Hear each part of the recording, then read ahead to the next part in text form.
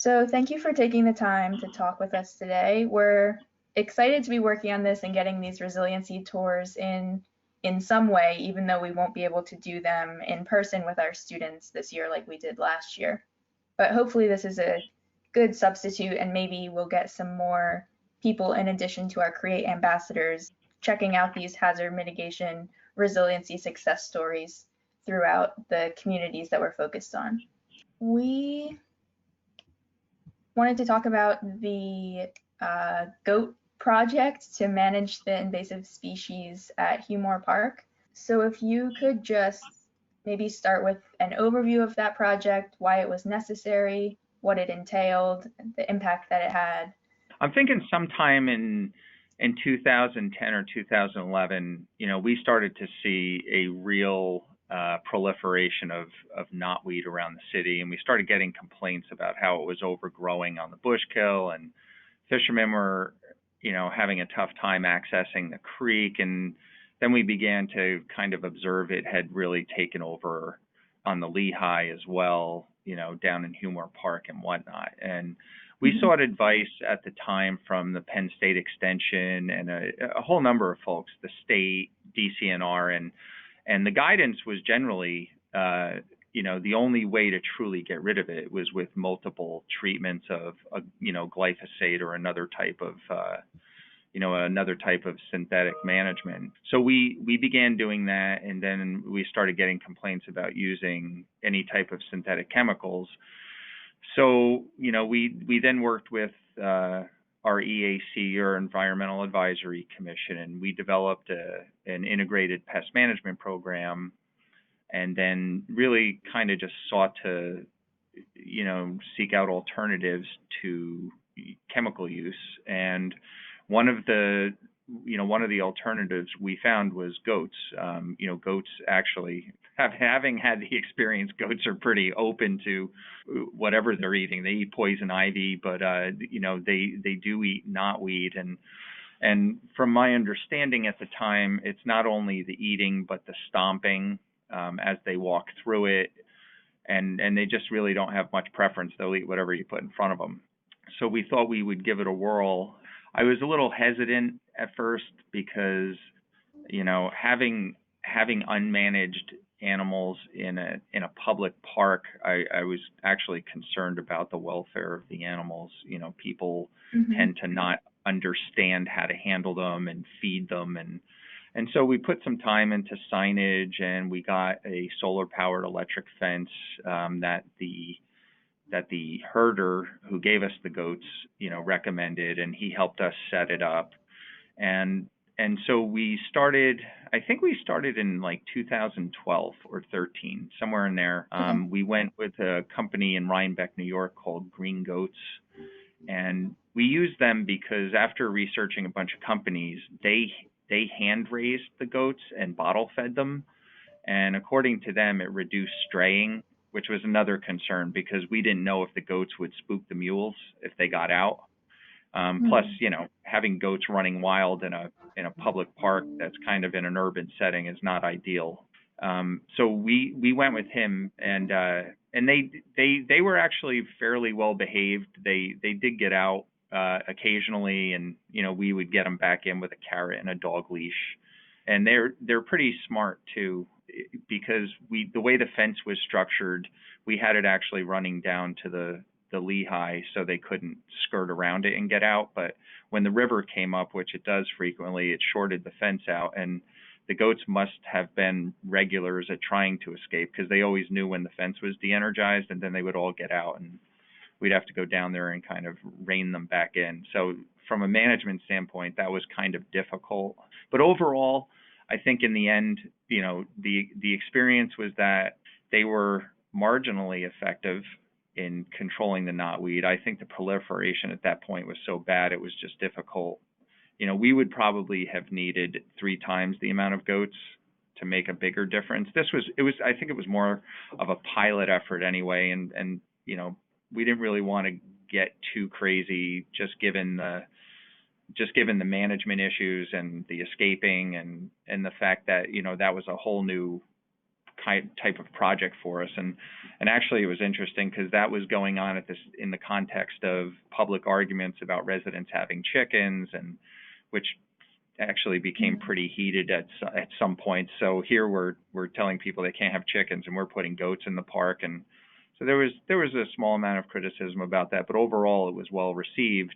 And then unfortunately they lost their herd in a barn fire, and I think they lost over 100 head at the time, and it was pretty devastating because it was a family-run business. So a lot of people, started donating goats to them so they could get their numbers back up and restart the business. But what we found was after that incident, the goats were not bottle fed and hand raised, and so they were straying like crazy. And that was only a story that the herder had told me about straying, but it appeared to be relatively accurate because we just couldn't keep them in the fence. They figured out how to jump over it. They didn't care whether it was energized. They kind of wanted what they wanted, so it just became a daily management issue trying to reherd them. So in the end, while I thought overall it was a good experience and I think it was pretty well received by the public, it just became too difficult to manage it. And again, I think if we were really going to use it in an effective way, it would have had to been scaled up quite a bit. Is the site like now? Is there still work to be done, or do you see next steps to address this natural hazard on this site or elsewhere in the community? Well, it's kind of a competition of interests, really, and it's kind of a tug of war. So the site, I would say, has pretty much returned to pre-goat conditions, fairly well overgrown. Japanese knotweed is a pretty opportunistic plant, and it's tough the way it grows under the ground. I don't really know of any effective way we could control it without the use of chemicals, and because we've worked with REAC and made a commitment only to use them in fairly extraordinary circumstances. We kind of left the issue go a little bit because it's really a difficult one to manage. Maybe at some point if we revisit it and declare it an emergency and revisit the use of chemicals, some people say that mechanical removal is, over a period of years will hurt the plant's vigor and eventually kill it. But if you look at how much there is of it and the labor required to do it, not to mention it's loaded with ticks, it's a pretty difficult battle. So unfortunately, I think it's beat us for now, unless we can find a better way to control it. Mm-hmm. Well, I think it's good to emphasize the trying out different unique strategies, whether or not they always work perfectly. Also, the commitment to being chemical free or pesticide free, emphasizing that as well. We are virtually completely pesticide free. We don't use anything. We rarely even use anything over the counter. Every once in a blue moon, if there's a poison ivy issue and an allergy with an employee, but that's it. We don't use any chemicals whatsoever in our practices. If I think in order to manage vegetation on that large of a scale, I really don't know how to do it without it. It's just one of those things that is, and it's recommended by almost all of your ag agencies and the state itself. So we're kind of caught in that do we let nature take its course type of thing, or do we choose to manage it in small areas? And so one of the commitments of the EAC group was that they would come up with a waterfront management plan, not just for invasives, but overall. There's kind of some headbutting with, people complain every once in a while that, like for instance, the Delaware waterfront does not look well managed. It's overgrown. And so we have areas that are no mow, and, we really don't manage them. And some people like it, some people don't. We thought that maybe through the EAC's efforts, we could come up with areas that maybe we did manage.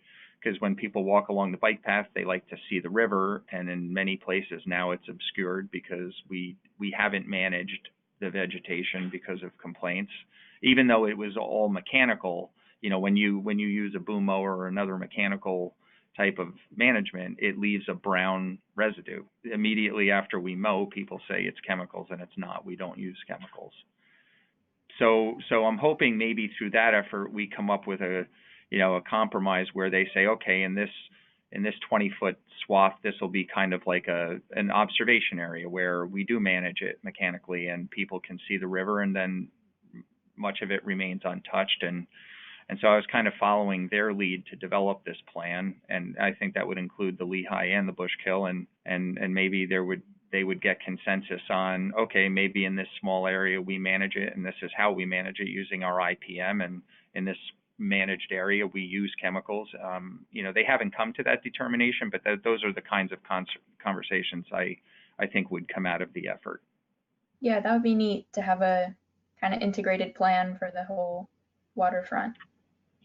Yeah, on all three waterways, including the Bushkill, because obviously it just becomes impossible to do it on any large scale effort. So if we come up with smaller management areas that we can actually do well and within parameters that are acceptable by everybody, then that's kind of how we'll do it.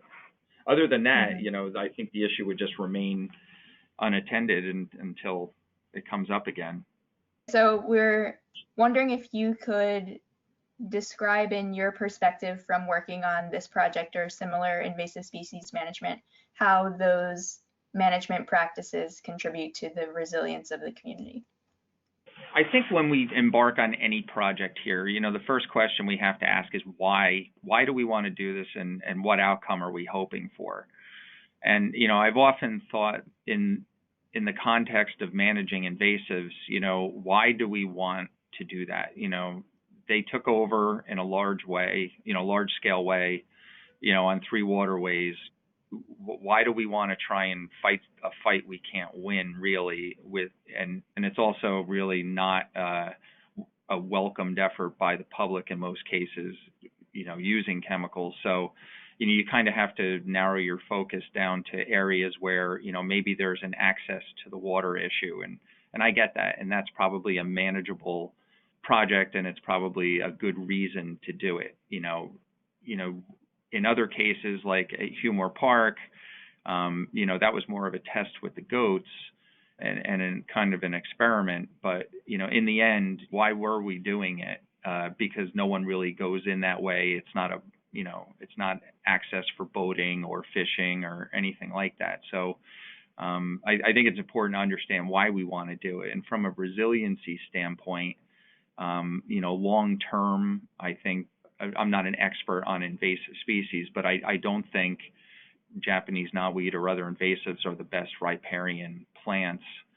And so, maybe there's an argument to be made that, in the future, if, high water or scour or erosion occur, maybe that's a reason why you would want to, manage invasives in certain areas to protect the riverbanks from erosion or, get better access.